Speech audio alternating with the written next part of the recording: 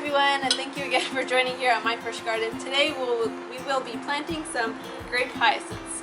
I'm going to use the method with soil and also cold stratifying it in the fridge. At around week 14, I'm going to take it out and these will live on our dining room table. It's going to be purple blooms. They are a grape hyacinth mixed variety. So for soil, we're going to place the ends here just touching.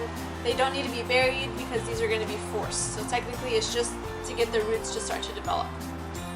Here in Florida, it doesn't get cold enough to put these in the soil alone. That's why I think this is going to be a great chance to try it. I've never had grape hyacinths myself, so this will be something new for me. Let's get started.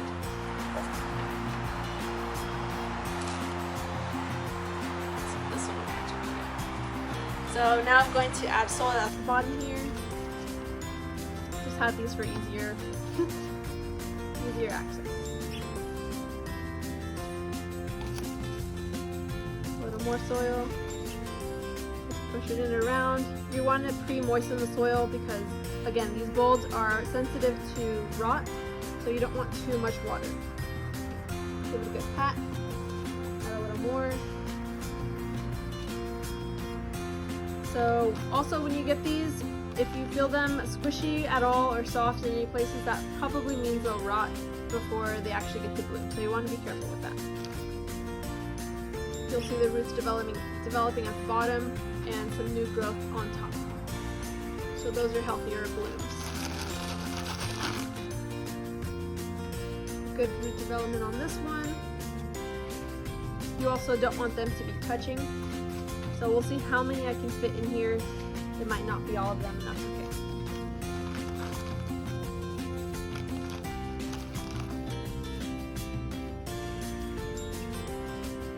A few more.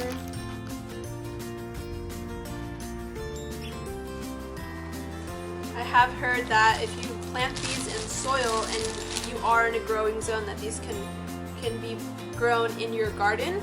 After forcing them indoors, you can go ahead and plant them outside in your garden and they should bloom the next year. Just making sure that foliage stays on there to get that energy development that it needs for next year's bloom. So we're pretty much getting full here. That should be good. In Florida, where we are, these will be an annual. I won't have the opportunity to grow them into the ground because they won't thrive in the conditions we have here. So once I get a bloom out of this is it. So it's going to be exciting nonetheless in seeing these beautiful blooms. Next, you want to add soil around it.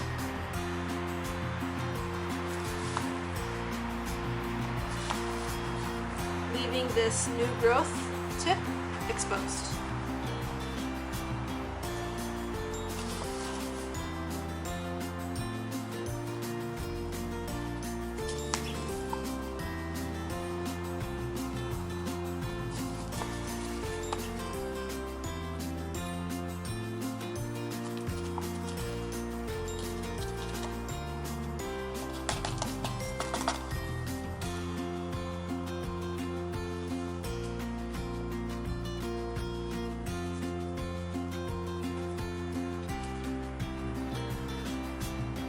Get it nice and compact.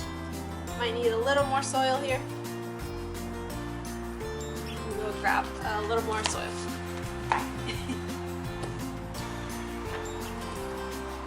so let's finish off the soil. There's other varieties of color as well, but for my taste and sort of what matches our dining room area, I went with the purple variety.